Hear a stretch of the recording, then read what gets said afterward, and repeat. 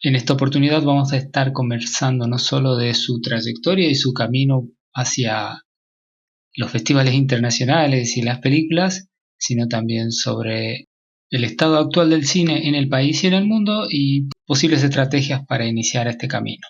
Bienvenida Sasi, muchas gracias por haber aceptado la invitación. Ay, bueno, muchas gracias por invitarme. Qué bueno que hemos podido coincidir finalmente para hacer el podcast. Y bueno, nada, contenta de estar participando y que podamos conversar. Lo primero que quería preguntarte, Sasi, es lo siguiente, yo también me lo pregunto por eso. ¿Por qué cine y no otra cosa? Ay, qué pregunta. Bueno, yo igual lo que te puedo responder desde mi experiencia es que yo estudié otras cosas. Estudié bastante otras cosas, estudié arquitectura.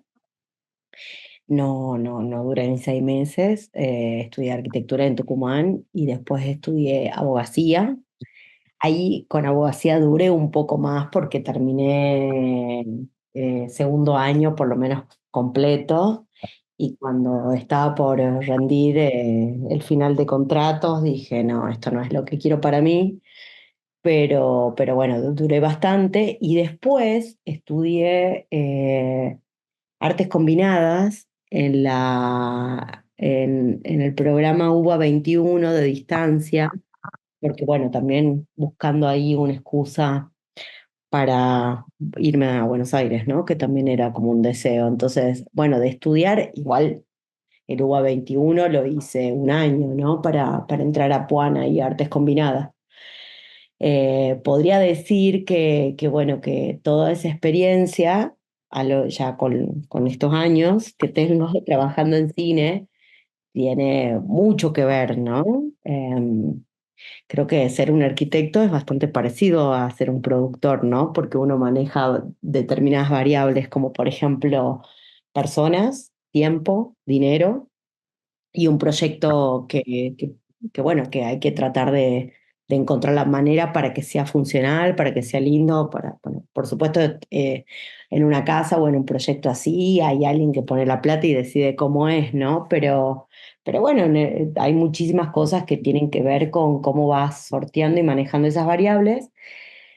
Y con abogacía también un montón, porque dentro del cine hay todo un marco legal y que uno tiene que entender y que saber para poder ampliar, ¿no? Las fronteras y sobre todo también para trabajar en coproducción, sobre todo. Entonces podría decir que las dos experiencias fuertes de aprendizaje que tuve casi que me llevaron a este lugar, pero bueno, esto es una reflexión nueva, no es algo que haya sabido cuando me puse a estudiar, o Claro. por qué decidí estudiar cine, ¿no? Como que mi relación con el cine siempre fue algo que me gustó mucho, siempre desde muy chiquita, muy inculcada, me llevaron mucho al cine, en mi familia. Era el plan que esperábamos todos los jueves y los viernes, era alquilar en el Videovisión un VHS por 1 peso y llevar la promoción de 7 pesos, 7 VHS, que era para verlo en la semana.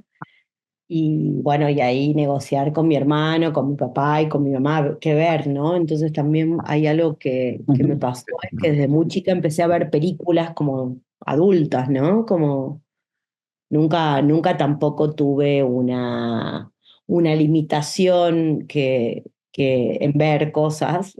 No sé si fue bueno o malo, pero bueno, sí recuerdo desde muy chiquita, no sé, ver Lo que el viento se llevó, haberlo visto a los 6 años y ser una película que me haya emocionado y atravesado muchísimo, que eso era algo que le llamaba mucho la atención a mi mamá, como por qué esta niña tan chica pide Lo que el viento se llevó, que tienen dos VHS y lo ve, bueno, esas cosas así como puntuales, pero sí, mucho la relación con el cine y bueno, con los libros, con la literatura, ¿no? Como que había algo de eso también dando vuelta.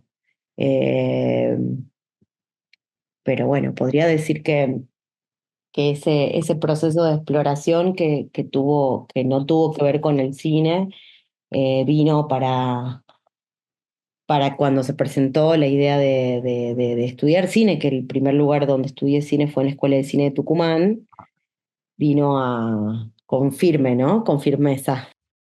Comenzaste cine en Tucumán, pero según entiendo, después la hiciste en Buenos Aires. ¿Cómo fue ese vínculo con Buenos Aires? Claro, en realidad nunca viví en Buenos Aires, o sea, yo quería vivir en Buenos Aires, no tenía los medios para vivir en Buenos Aires y empecé a estudiar a escondidas de mi mamá la carrera de UBA 21 de Artes Combinadas, en un momento donde mi mamá estaba haciendo un doctorado en Río de Janeiro y no estaba, y yo estaba con mi hermano viviendo, que mi hermano es un poco más grande que yo, tiene 4 años más. Entonces, no sé, él era el que sabía de que yo iba a rendir y que había ese proyecto y bueno, y el proyecto de estudiar cine o en realidad el proyecto de vivir en Buenos Aires más que de estudiar cine. Era un proyecto aparte del hacer cine que después se unió con ese como nuevo descubrimiento, ¿no? Y de haber pasado muchas carreras y de haber explorado en otras cosas, ¿no? Como que, bueno, uno piensa mucho, pero en algún punto Yo empecé a estudiar cine cuando tenía 22 años. Entonces, bueno, no sé, uno cree que no, pero esos 4 años como que fueron medio claves para explorar cosas, ¿no? ¿Y pensás que es necesario entonces tener algún bagaje previo con alguna otra ciencia, algún otro estudio para hacer cine? Creo que también cuando la experiencia, ya sea trabajando o estudiando, también viene de otros lugares, calculo que hay otro enriquecimiento, como que vas a aprender cosas, o al menos entendiendo rápidamente lo que no te gusta, quizás. Claro. Y si te pones a pensar en qué momento comenzó tu carrera de cine bueno, y terminó todo lo otro de tu vida previo, ¿cuándo considerás que comenzó tu carrera de cine? Ay, no sé, es como que me pasa de que no sé, siento que tengo como muchas películas que han ido marcando algunos cursos de mi vida y que no sé, que podría, no sé, podría partir del corto que hice, que fue con material de archivo, que fue Primera Pelea en Venecia, que fue un corto que dirigí y que, bueno, coproduje, que es un corto que trabajé con material de archivo del casamiento y la luna de miel de mi mamá y de mi papá, pero también lo hice en un momento donde el found footage no estaba de moda. Y lo hice también como no sé, era una respuesta también en la escuela de cine, era imposible filmar había una Panasonic M9000, que era la cámara que tenía la escuela de cine de Tucumán, y la cámara solamente se la podía usar para filmar los curriculares. Entonces, era como todo ahí un deseo y unas ganas de hacerlo y demás, y a mí me daba mucha bronca porque yo quería filmar un montón de cosas y no tenía cómo hacerlo porque no nos prestaban esa cámara. Después lo que terminé haciendo es juntando los ahorros de, no sé, 3 años, me compré una cámara, filmé con esa cámara uno de los cortos porque ya la disponibilidad de la Panasonic NF9000 era tan demandante, entonces filmé con esa cámara se estropeó con el calor en Tucumán, pero por eso no la tuve ni 2 meses a esa cámara. Esa es una parte que tengo bloqueada en mi vida, pero porque me la robaron a la cámara. La usamos para los cortos, para mi corte, para otros cortos más. Se estropeó del calor, porque el corto que yo filmaba era todo exterior día, sol fuertísimo, y la estaba llevando, y en el colectivo, nunca me voy a olvidar, en el 159, yendo a Núñez, vino alguien y me abrió el bolso en el medio del colectivo y me la robó, y yo me di cuenta, lo cual fue más dramático porque salimos corriendo atrás del ladrón. De momento Charlie, que es este amigo mío que estudia en la escuela, y yo salimos corriendo, lo corrimos hasta que en un momento cruzó la avenida Libertador, y lo perdimos. O sea que fue doblemente dramático toda esa experiencia, y de ahí me dije, nunca más vuelvo a comprar una cámara.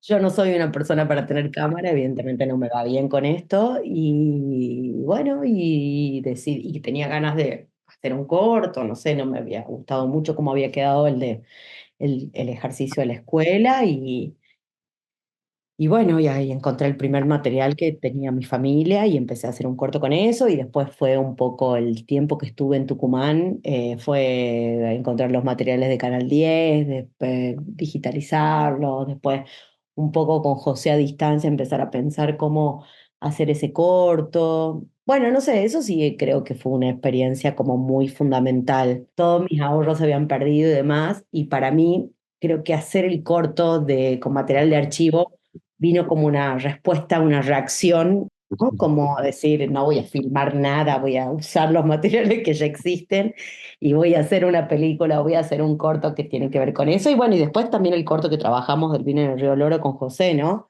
Que eso ya fue directamente meternos en las latas tiradas de Canal 10 y empezar a remasterizarla y a ordenarla pero también hay otras, ¿no? Porque hacer los dueños también fue otra experiencia también importante, ¿no? Como hacer una película en ese momento con los chicos que eran mis amigos. Con Bobby nos habíamos conocido en la Escuela de Cine Tucumán, o sea, Bobby era de una generación antes que yo. Esa fue mi primera película, podría decir, en la que trabajé, digamos. Pero bueno, también era relativo, porque en realidad antes de eso también hice Muñecos del Destino, entonces como que, no sé, también Muñecos del Destino fue no sé, es como muy importante porque fue la primera producción en la que yo hacía la producción. No estaba como en una casa productora, en un marco haciendo una producción ejecutiva, una dirección de producción, sino como trabajando más solitaria, con más responsabilidades.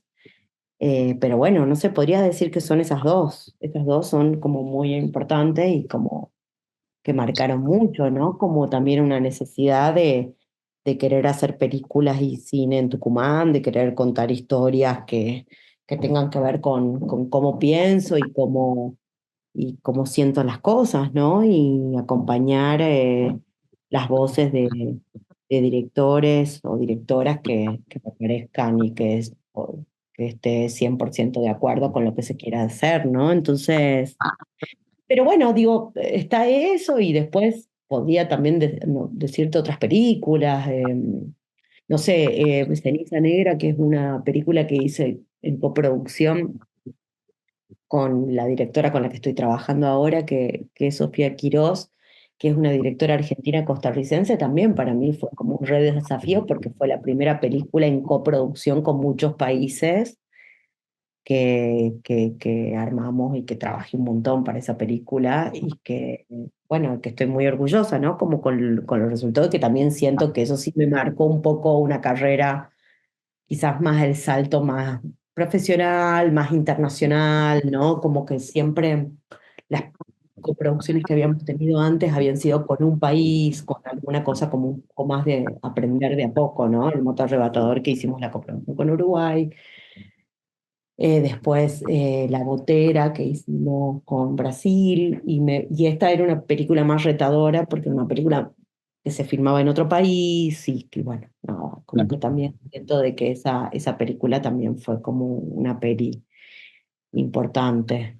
No sé, es como que es muy difícil, es como que me preguntas a cuál de tus hijos preferís, pero bueno, como que también siento de que hay algo que me pasa que por suerte, ¿no? Y desde el privilegio y desde la dicha he podido hacer películas que siempre me han logrado representar, ¿no? O por lo menos las películas más fundamentales me han logrado representar y hasta el día de hoy las veo y me dan orgullo. Y son, no sé si todas, pero casi todas, son películas que tienen que ver mucho conmigo desde lo más personal también, ¿no? No tanto como profesional.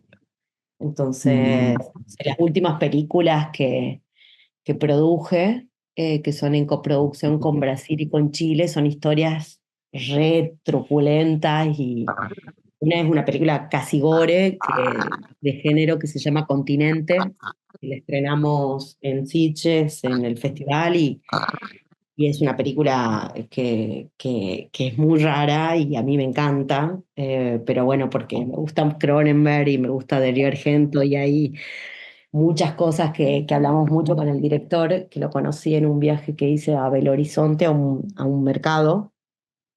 Nos gustaba muchísimo Claire Denis y hablamos mucho del cine, ¿no? Hablamos mucho de cine. Esa fue una experiencia como también rara, ¿no? Y fue a hacer esa película y de hecho todos los efectos especiales que se hacían fueron desde Argentina.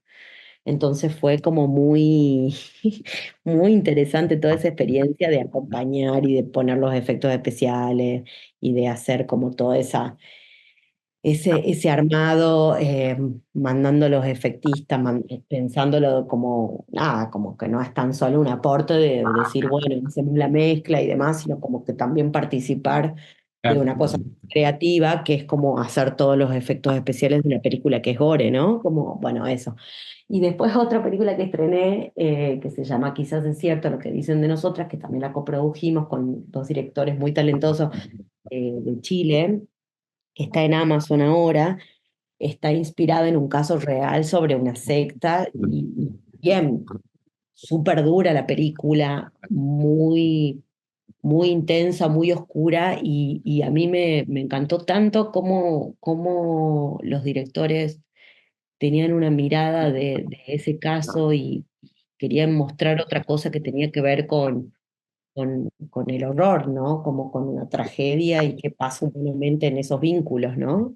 O sea, sacar de lado, o sea, como que la película se despegue lo máximo posible de los casos, del caso real, porque viste que lo que termina pasando un poco ahora con los contenidos, como los contenidos viran a que cada vez se necesita mayor credibilidad, digamos, el morbo está al pie del cañón, ¿no? Mientras más sea real o mientras más verídico sea todo, mejor es. Y a mí me parecía muy interesante de que la película justamente proponga una cosa que sea alejarse del caso real y pensar qué le pasaría a una madre de una hija bueno, que termina como poniendo a sus hijos a disposición de un sacrificio en una secta, ¿no?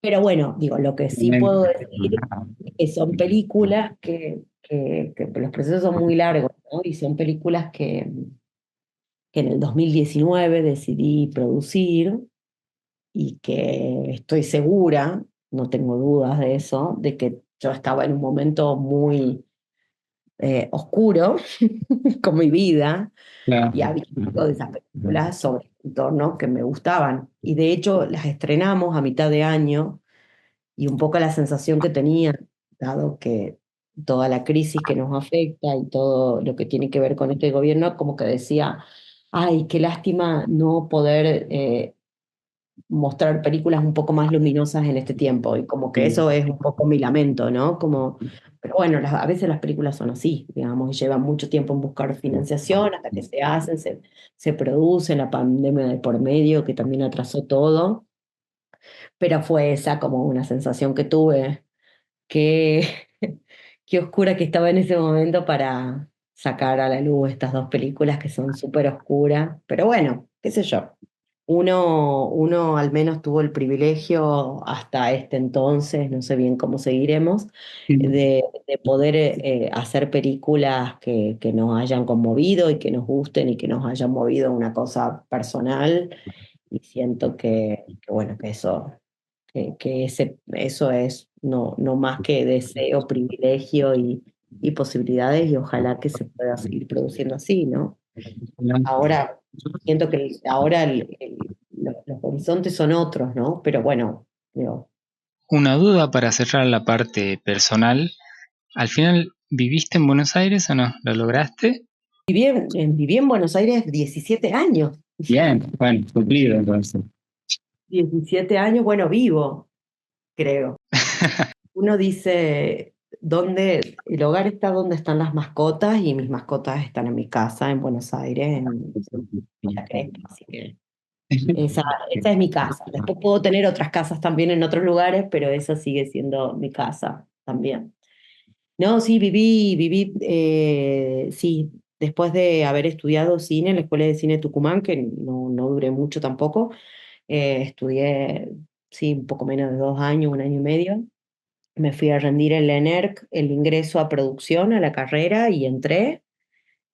y bueno, y empecé a estudiar en la escuela y me hice amigos y ahí la conocí a amigos que son muy amigos hasta el día de hoy, con muchos de ellos sigo trabajando. eh, y, y ahí conocí a Georgina, que es mi socia de Murillo Cine.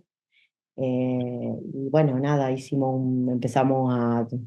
conocimos trabajando, o sea, fuimos compañeras, nos hicimos amigas, después trabajamos juntos en Rizoma, después vivimos juntas, después compramos un auto juntas, no sé cómo hicimos, bueno, toda una relación muy cercana.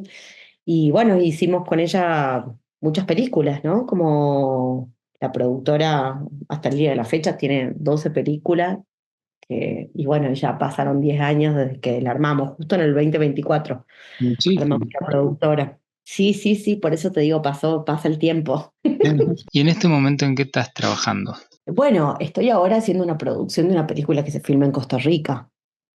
Y estoy como, no estoy en calidad de coproductora minoritaria, sino que estoy haciendo la producción general con mi socia Mariana Murillo, que es gracioso que su apellido sea Murillo, pero con la que ya hicimos Ceniza Negra, y estoy llevando adelante esta producción general, por eso estoy acá viviendo en San José hasta filmar el año que viene la película, que la vamos a filmar en marzo. O sea, esta película para mí es todo un desafío porque es la primera vez que produzco una película en otro país. Y encima, nada más y nada menos en Costa Rica, que es el país más caro de América Latina, más caro que México, es carísimo estar acá. Pero bueno, nada, estoy como, nada, atravesando esta experiencia y viviendo eso. Y pienso de que, sí, me parece de que, bueno, hay un crecimiento y hay, creo que una cosa, digo, vuelvo a decir desde un lugar como más personal, como de necesidad de ampliar y de abrir como lugares y explorar un poco, ¿no? En otros países. Estoy en México también, tratando de llevar adelante otra película eh, que la va a dirigir una muy amiga, directora salteña, que se llama Bárbara Sarasola y que lo vamos a hacer en México, y bueno, y un poco explorar y abrir fronteras. Yo creo que los espacios, los mercados, los festivales, las muestras, son espacios fundamentales para conocer personas y entablar relaciones, coproducir. Para mí la coproducción no tan, por supuesto ayuda y es un camino para conseguir financiación para películas o para países que tienen una industria frágil, ¿no? En términos de financiación. O sea, igual Argentina cambió mucho. O sea, en el momento cuando yo empecé a estudiar y en el momento que hicimos Los Dueños, era una película que se podía hacer con un concurso de ópera prima. Hoy por hoy, con una audiencia media, no te significa, o bueno, o lo que era, ¿no? Porque ya no existe más, está todo suspendido, las líneas de fomento ahora, y solamente hay concursos.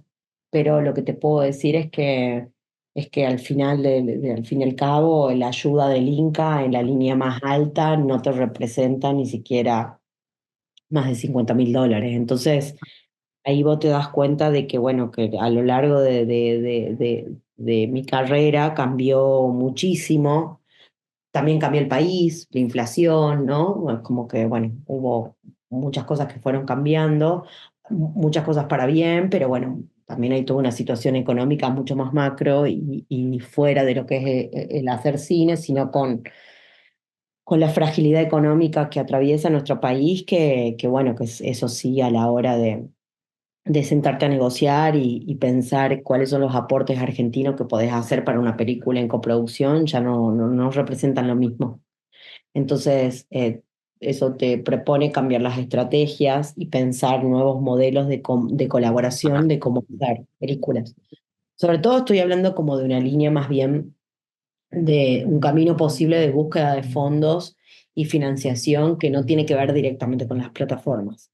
Un poco las películas que siento que tienen que ver con plataformas son porque son dos cosas diferentes. Una cosa es que la plataforma te adquiera tu película, que eso es generalmente lo que me terminó pasando en líneas generales, lo que siempre me pasó, y otra cosa es coproducir o hacer un original con una plataforma que me parece que está buenísimo y es súper posible por ahí pensar qué historia sería, ¿no? Creo que también es un poco, o por lo menos yo lo veo así, como que siento de que no todas las películas son para plataformas y no todas, o sea, y para entrar en esa línea hay que entender un poco el mercado y hay que entender un poco cuáles son las condiciones y bueno, y a qué público apunta.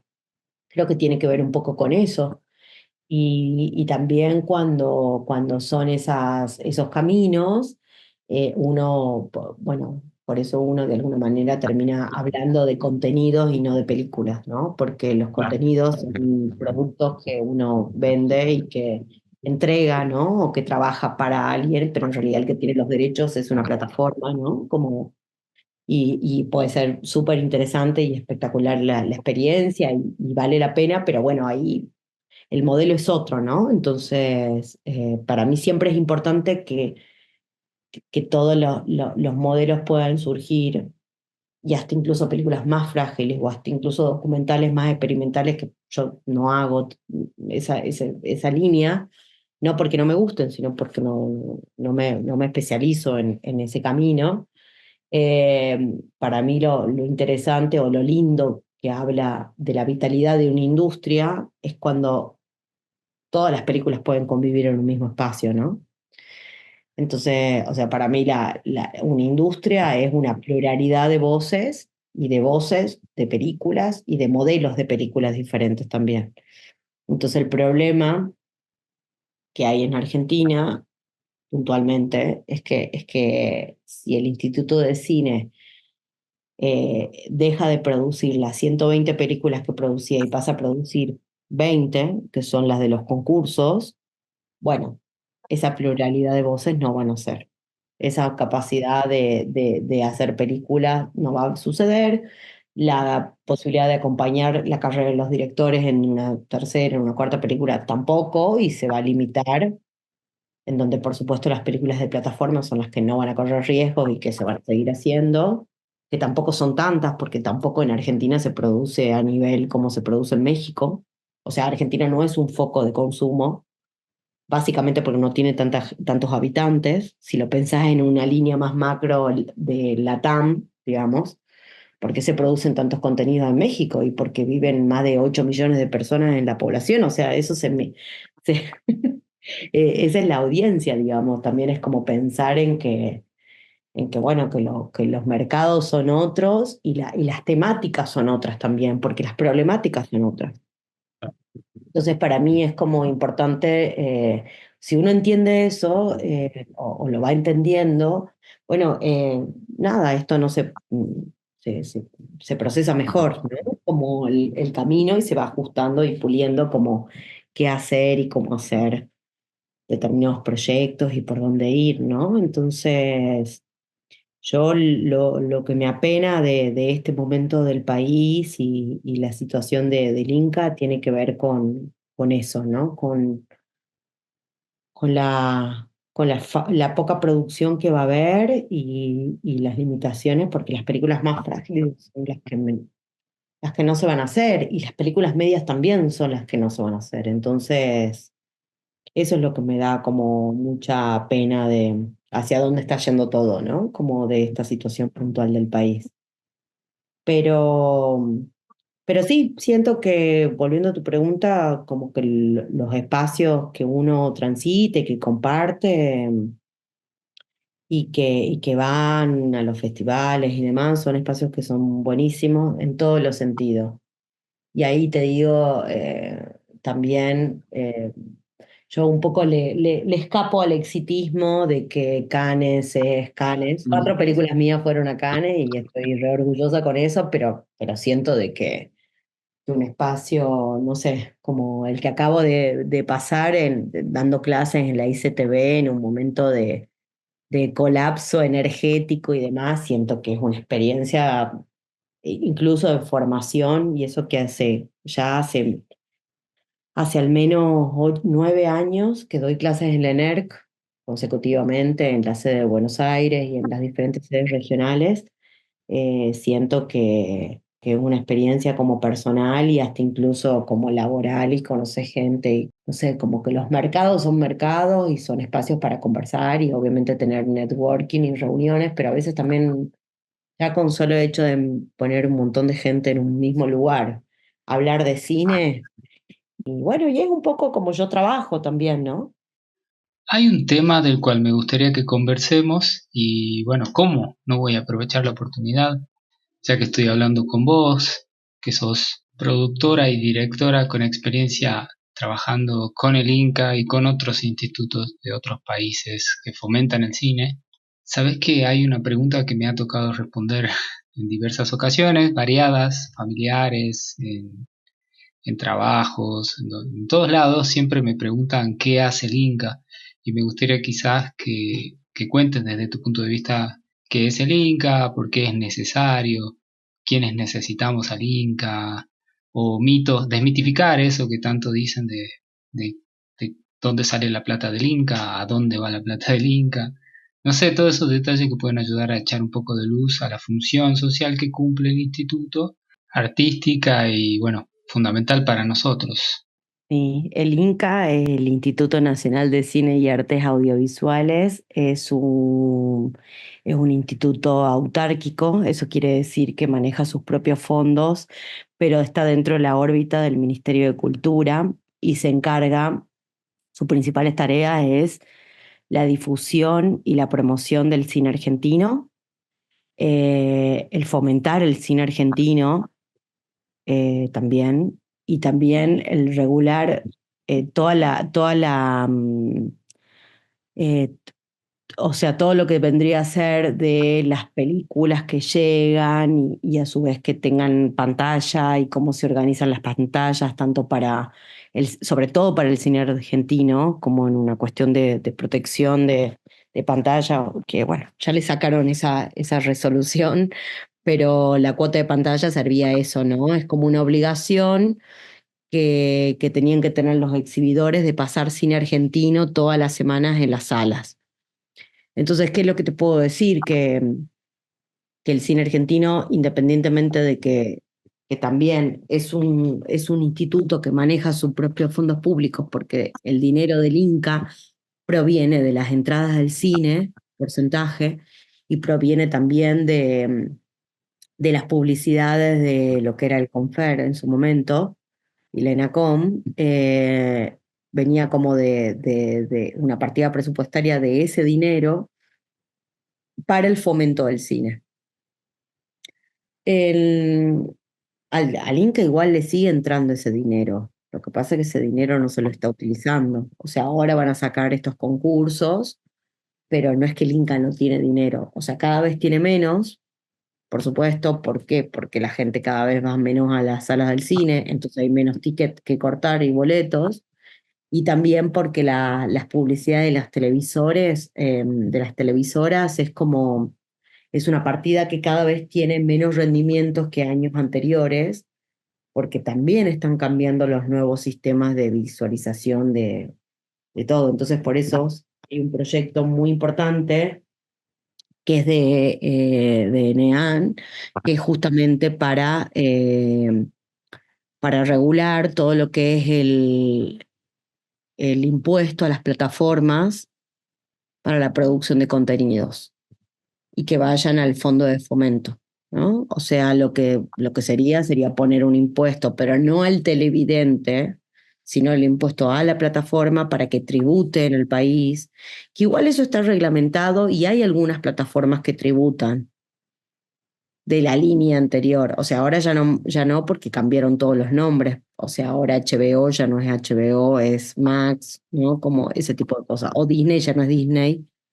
Pero bueno, antes de todas estas fusiones de plataformas y demás, o sea, lo que se trataba de hacer era justamente eso, de que todas las plataformas que funcionan en Argentina tributen y que parte de ese tributo vaya al plan de fomento y a todo lo que tiene que ver con el dinero que administra el Inca. ¿Para qué? Para difundir el cine argentino, para establecer y cuidarlo y ser proteccionista para que tenga su espacio en las salas, para que esas salas funcionen también, porque el Instituto de Cine, además de ser un instituto que genera fomento, es un instituto que también se encarga de la distribución y de la exhibición. Por eso hay tantos espacios Inca en todo el país, porque lo que intenta hacer el Inca es fomentar y que todo el cine llegue a todo el país, en los Sí, diferentes no, sí, lugares. Entonces, el Inca es un instituto sumamente importante en términos bueno, de educación, un país. ¿Cómo va cómo va a reconocer su identidad si parte de la producción y las voces no van a ser contadas por los propios realizadores? Todos los contenidos que se van a ver son los contenidos que van a venir de afuera. Entonces, hay también una cuestión que tiene que ver con la cultura y con la identidad, que es muy importante que los gobiernos de derecha no puedan llegar a eso. Pero la verdad es que es lo primero que hacen, atentan contra la cultura y atentan contra la educación, porque justamente esos son los primeros focos si lo pensás desde el lugar de ellos, los primeros focos y campos de batalla que hay que darle, ¿no? O sea, son discusiones que no se quieren dar, digamos, desde la educación principalmente y desde la cultura. Entonces, si te gobierna un gobierno que odia y desprecia su cultura, o bueno, ahí partís de la base de por qué suceden todas estas cosas que están sucediendo, ¿no? Como que me parece que es importante entender así y que por supuesto frente a una crisis como la que estamos atravesando, el cine sí es una industria entre millones de otras industrias que están en crisis. Entonces, bueno, eso es un poco lo que pienso. Y pensando, bueno, en la situación actual en la que está el cine en el mundo y en el país, si tuvieras que empezar de nuevo con la experiencia que tenés ahora, pero bueno, empezar de cero, sin contactos y sin ningún tipo de plataforma que te pueda impulsar, ¿cómo arrancarías vos tu carrera de audiovisual o de cine? Un canal de streaming. Separándote de la necesidad de todo tipo de apoyo institucional o de coproducciones, ¿sería? Sí, me parece de que hay algo como. Está muy difícil, creo que cuando yo empecé a estudiar cine, como la coyuntura y el contexto era otro también, ¿no?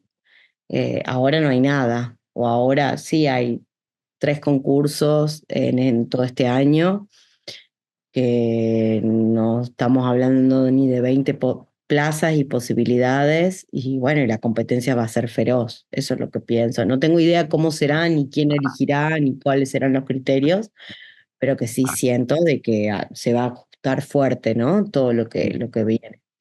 Y para alguien que está recién empezando, para mí hay una cosa que es muy poderosa que está sucediendo, es que YouTube es una plataforma de viralización que es estupenda y que es increíble todas las posibilidades que hay.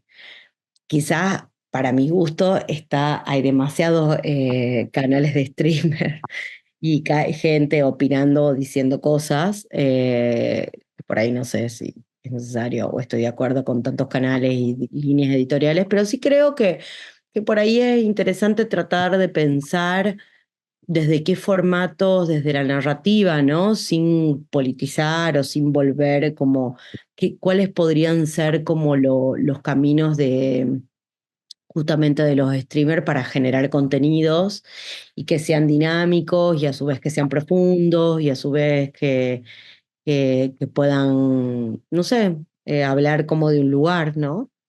Creo que, no sé, creo que sí, sería algo que exploraría y me parece que algo que trataría de funcionar y creo que tiene como mucho ahí hablar de Tucumán, que es el humor. O sea, el humor tucumano es una cosa muy particular y siento de que, bueno, que también nos vamos golpeando, nos va cada vez dando más duro este gobierno y que siento que algo que la gente necesita es como la capacidad también de abstracción y poder distraerse y reír y pasarla bien y, no, y que también pueda llegar a todos lados y me parece que bueno, que YouTube es súper poderoso en ese sentido y trataría de pensar algo por ahí. Y si tuvieras que empezar, pero con ficción, supongamos que acabas de escribir un guión y que estás buscando la manera de conseguir financiación, ¿cuál sería la recomendación para comenzar ese camino de poder acceder a una productora o a una producción que permita que se filme eso que escribiste? O sea, yo creo que primero en principal, antes de juntarme con un productor, trataría de ver, o sea, o sea, como tratar de pensar qué tipo de película uno quiere hacer y de qué manera hacerla. Yo pienso de que, bueno, que no sé, es muy difícil en este momento convocar a cualquier persona que te ayude a producir algo, sobre todo, no sé, una ficción más tradicional y demás, porque es un momento donde no hay muchas líneas de fomento ni posibilidades de exploración y encontrar esa manera. Pero creo que también hay algo que es importante entender y que hay que revalorizar y poner en valor también es por ahí quizás encontrar y explorar, más que producir un guión también, no sé, explorar un poco los formatos de los cortometrajes también, ¿no? Como volver a pensar qué es lo que queremos contar, afianzar esa comunicación y esa idea, ¿no? De lo importante. Y sí creo que es clave tener un cortometraje filmado para poder, para que sea más fácil conseguir financiación para un largometraje. Entonces, no sé, pienso que eso sería como un buen consejo para pensar.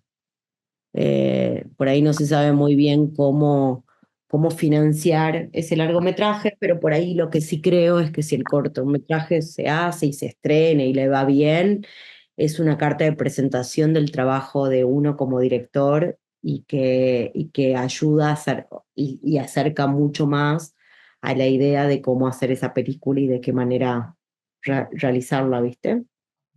Sin pensar que ese corto es como una precuela o una prueba piloto de ese proyecto largo que tenés en mente.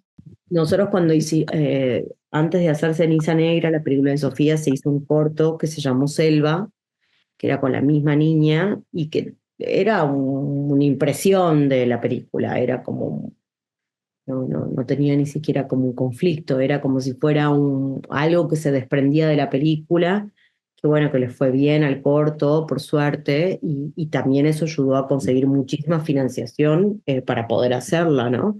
Y te estoy hablando de acá, de Costa Rica, de un país que no, que tiene una cinematografía mucho más pequeña y que tiene financiaciones, es mucho más difícil levantar financiación en países como Costa Rica que, que, que no tenés una cinematografía tan fuerte y tan con tantos fondos, ¿no? Nacionales para producirse. Y pienso bueno, de que esa sería como una buena alternativa para pensar y para explorar que acompañe el guión, ¿no? Y que acompañe un poco a la idea bueno, cómo llevar adelante un proyecto nuevo, desde qué lugar. A mí me parece que eso es un buen camino, una buena alternativa y hasta incluso proponerle al productor atravesar esa experiencia juntos, ¿no? Que también es una prueba piloto, en ver cómo se hace el corto. Después hay muchas maneras de ver cómo conseguir financiación, en la medida que también se entienda cómo ir a hacer, ¿no? Pero bueno, pensar como ese camino entre un director y un productor me parece que es súper valioso y por ahí puede ser una buena posibilidad. También es como, es una relación de extrema confianza que se arma, ¿no? Entre dirección y producción. No quiere decir que tenés que pasar mucho tiempo con esa persona, pero sí tiene que ser muy fluida la comunicación y clara sobre cómo trabajar y entender qué es lo que se quiera contar y entender también cuáles son las posibilidades de eso, porque muchas veces Una cosa es lo que uno desea y aspira y otra cosa es la realidad. Entonces, bueno, encontrarnos en ese punto en común y que eso no genere tensión, sino que más bien se potencie, ¿no? O sea, que frente a las limitaciones uno puede encontrar los caminos. Por eso te traigo yo un poco a colación lo de los cortos de Found Footage, o sea, porque me parece que todo empezó ahí con la entrevista inicial, o sea, o por lo menos yo lo veo así, que la imposibilidad no sea una imposibilidad, que ayude y que proponga otra cosa desde lo creativo para pensarse, ¿no? Y eso no quiere decir que cuando estaba en ese momento no había un montón de películas o del tamaño de películas que me hubiera gustado hacer. Sí, digamos, pero bueno, digo, también a uno le puede gustar muchas cosas, ¿no? Y me parecía que, o puede probar cosas también. Entonces, me parece que los caminos a veces son mucho más chiquitos, ¿no? Y mucho más, y hay que empezar desde ese lugar. O sea, en la medida de, y por supuesto, si uno se tiene un guión, tiene que presentarse a las convocatorias y presentarse a todas las convocatorias posibles, intentarlo y no bajar los brazos, digamos, no porque sea difícil no presentarse. Pero sí creo de que está bueno tratar de pensar en un plan B en el mientras tanto y ahora más que nunca. Este, muchas veces los cortos abren muchos caminos y acompañan mucho como las posibilidades para una carrera de un director y bueno, y creo que hoy más que nunca las posibilidades de financiarse es o con una plataforma o en coproducciones internacionales y muchas veces para que un socio internacional se quiera sumar a tu película va a querer saber un poco qué quieres contar, ¿no? Y cómo lo vas a contar. Y muchas veces el corto es una buena herramienta también para eso, independientemente de los festivales o el camino del triunfo y de que te vaya bien, ¿no? Sino también un poco tu impronta, tu lenguaje, lo que querés decir, cómo lo decís, ¿no? Quería aprovechar para preguntarte un poco sobre Los Dueños. Los Dueños es una película emblemática del cine tucumano y bueno, estuviste ahí desde la etapa embrionaria del proyecto y me gustaría saber si nos podrías contar un poco de cómo fue ese proceso vivido desde adentro, ¿no?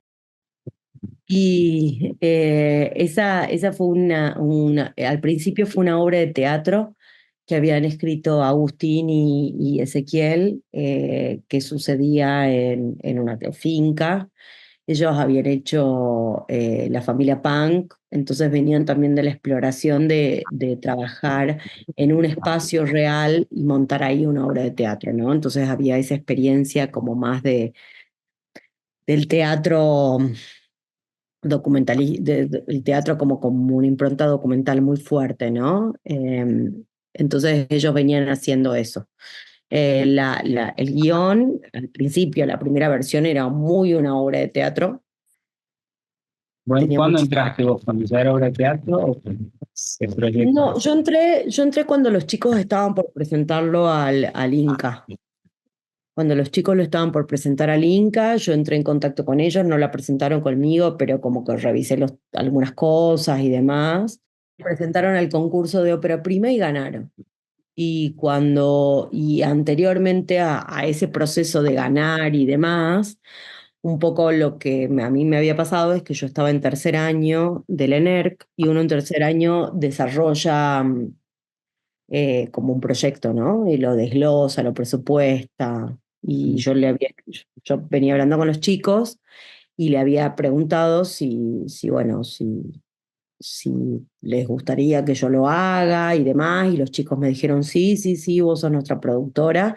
Entonces, como que podría decirte que en el momento en el que el proyecto me llegó fue cuando ellos, o sea, no es que me llegó, ellos se iban a presentar al concurso y yo le di una mirada a la presentación, los ayudé un poco con algunas cosas y los vi ese día que presentaron la carpeta, digamos, en Buenos Aires, personalmente, digamos, la vi a la carpeta, todo, como que no es que la trabajé tan en detalle en términos de producción, colaboré en algunas cosas y después, y a partir de, o esos días previos, o esas semanas entre la presentación y demás, empecé a trabajar con ellos, empecé a desarrollarla en esta cosa curricular, ¿no? De la carrera. Empecé como a desglosarla, a trabajar y demás, y bueno, y pasaron dos cosas particulares que apuntan a un poco a lo mismo, porque en ese momento, Martín Mainoli era un director salteño que estaba editando Un Mundo Misterioso en la productora Rizoma y de la película de Rodrigo Moreno, y los conocía a los chicos y le había hablado a Hernán Musalupi de ellos y de que tenían este proyecto y que estaba buenísimo. En paralelo a eso, Rizoma había presentado unas historias breves de Martín al concurso de historias breves. Martín necesitaba un productor y alguien en la productora que trabajaba en Rizoma en ese momento armó la presentación y lo mandó. Y en otro paralelo a eso es que Hernán en segundo año había sido mi profesor y él, bueno, y empezamos a hablar y nos llevábamos muy bien. Y yo le comenté el proyecto. Entonces, como que en algún punto Hernán le llegó el proyecto por dos lados, por mí, por un lado, y por el otro lado por Martín, digamos, ¿no? Y en ese momento, entonces, cuando los chicos tuvieron la primera reunión con Hernán, estaba yo ahí, digamos, en esa reunión, y un poco fue como, bueno, sí, vamos para adelante.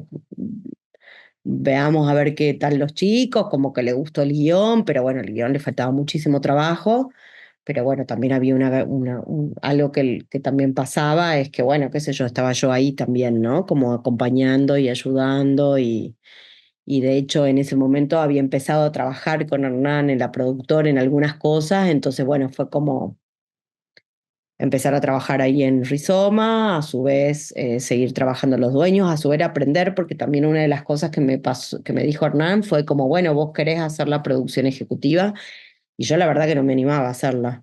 Le dije, no, bueno, nunca hice una película, no sé si me animo tanto, por ahí hacer algo más como una directora de producción o trabajar con alguien. Eso fue un poco lo que le dije. Y me dijo, bueno, bueno, y me dijo, vamos, vas a trabajar con Pablo, y lo llamaron a Pablo Chernov como para producción ejecutiva. Y bueno, y de ahí pasaba eso, ¿no? Como que trabajaba en Rizoma con otros proyectos. Después me dieron el corto de Mainoli, en el que también trabajaron los chicos, en historias breves, y lo hicimos. Fue medio gracioso porque además lo hicimos en 35 milímetros en fílmico. Una buena experiencia esa. Y bueno, y empecé a trabajar con Hernán y fue algo como que se nos dio de forma conjunta, ¿no? O sea, bueno, a mí se me dio una cosa un poco más grande, ¿no? Que es trabajar en la productora, digamos, más que trabajar en la película, ¿no? Y bueno, y fue un lugar también muy importante para mi formación y Hernán me enseñó un montón, muchas de las cosas mucho de lo que, y Hernán y Natacha, los dos, digamos, mucho de lo que soy y a Georgina y de la impronta, y volvimos a trabajar con ellos en el Moto Arrebatador, y de hecho hasta el día de hoy tenemos como contacto. Entonces también fue como muy lindo esa experiencia formativa. Y bueno, nada, me daba medio gracia porque le escribí a Hernán cuando estuve en Cuba, porque conocía tanto de Cuba por Hernán y no, y le mandé un mensaje y le dije que estaba acá, nada, y se puso muy contento. Y bueno, y un poco así son las historias, ¿no? De vida, qué sé yo. Sí, sí pasó un poco eso, y sí también fue como, bueno, en un momento los chicos querían filmar todo con sus amigos y toda la cosa, y fue como, bueno, ir trabajando y que Hernán les diga, no, película para que sea así, hay que ustedes tienen que trabajar con gente que los ayude y que los potencie y que sea gente que tiene experiencia, y la verdad que todas esas decisiones eran muy buenas. Y a mí también, yo también tuve como un poco la dicha de lo mismo, ¿no? O sea yo no me sentía capacitada para hacer la producción ejecutiva y bueno, le llamaron a Pablo, que tenía un poco más de experiencia, y después trabajar también en la productora y fue como buenísimo haber atravesado esa experiencia para hacer la película, ¿no? Y bueno, después uno también entiende que cuando uno es productor y asume los compromisos legales, responsables, legales, materiales, económicos, es otra responsabilidad, pero bueno, a veces también cuando empezás, esa película yo la siento mía como si lo hubiera hecho, porque también la hice, digamos, ¿no? Entonces también, qué sé yo, fue como un poco eso, como que a veces, cómo empezar, uno cree que empieza y da un salto y la verdad que no sé, que mi experiencia siempre fue muy de a poquito, digamos, ¿no? Y como empezar con pequeñas cosas, con muchas cosas mucho más cercanas de lo que uno piensa. Y cada vez que pasa el tiempo me doy cuenta más de eso, de que nada, de que los crecimientos y asumir riesgo y demás, y pienso que pienso que es muy equivocado pensar de que uno va a agarrar, va a hacer una película, ya va a hacer una coproducción con un montón de países, ya vas a meter una película en la plataforma, no sé, digo, no digo que no se pueda, digo de que todos los caminos son posibles, digamos. Todo lo que te lleve y lo que te motorice y que ayude a conseguir tus deseos, es válido y es viable, digamos. Lo que siento es que en mi experiencia y cómo empecé yo, toda mi experiencia tiene una historia mucho más chica, digamos, de cómo empecé, ¿no? Y si tengo que pensar en eso, tengo que hablar de todas estas cosas. Y ni hablar de la serie de Muñecos del Destino, que también fue como súper importante, y esa sí fue la primera vez que estaba yo adelante llevando a cabo toda una producción, que también se hizo medio en paralelo a los dueños también, y que fue una serie que fue espectacular, es una serie que se vendió en Televisa, digamos, ¿no? Es una serie que está en la plataforma de Televisa. Lamentablemente no está como para Argentina, pero sí está para México, digamos.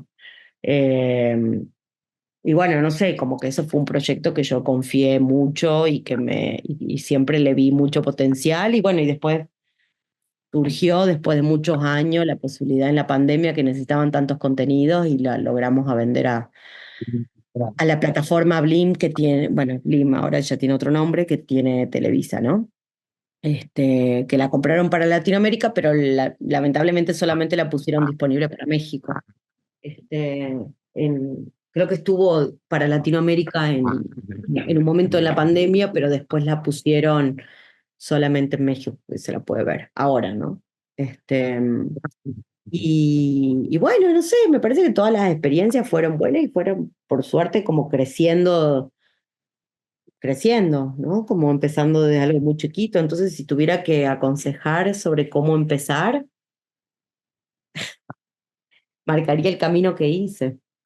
Y volviendo un poco al principio del camino, después de todo lo que lograste y todas las buenas experiencias, ¿superaste el tema de la cámara? No, nunca más me volví a comprar una cámara. O sea, saco ahora fotos, tengo una cámara de mi abuelo, una cámara japonesa de los 70 que la pude restaurar y que la pude acondicionar, que es hermosa, pero en rollo, ¿no? Y tengo esa cámara, la uso esa cámara, ¿no? Con rollo de fotos, ¿no? Ese fue mi, mi reconciliación Claro. con la cámara. Pero no, nunca más volví a tener una cámara. Y bueno, y no sé, vuelvo yo no sé si José tanto cuenta esa experiencia, bueno, porque a él no le robaron la cámara y después él se compró una y su experiencia fue otra, pero yo lo tengo muy presente de que empezamos a hacer cortos en material de archivo, después me robaron esa cámara. Y para mí fue como fue como una reacción, una respuesta a algo que no estaba fluyendo por un lado, ¿no? No quiere decir que te vayan a robar la cámara y que no te tengas que comprar otra, ¿no? Pero bueno, sí a mí esa limitación me ayudó a encontrar un camino que también, no sé, se volvió en un método, ¿no? Inconscientemente. Bueno, Sasi, el tiempo pasó volando y muchísimas gracias por todo lo que nos contaste y por haber aceptado la invitación, sobre todo para estar aquí en el canal. Bueno, gracias por la invitación y bueno, no sé, espero que contar y compartir un poco esta experiencia en estos momentos, a veces donde parece que no hay salida y no hay camino, sea un poco inspirador sobre no, las maneras y las formas de cómo poder empezar con los proyectos y por dónde ir. Muchísimas gracias, Sasi. Este fue un episodio de lujo y bueno, tiene que terminar en algún momento, así que nos vamos despidiendo y no sin darte las gracias por haber aceptado estar por aquí. Bueno, muchas gracias.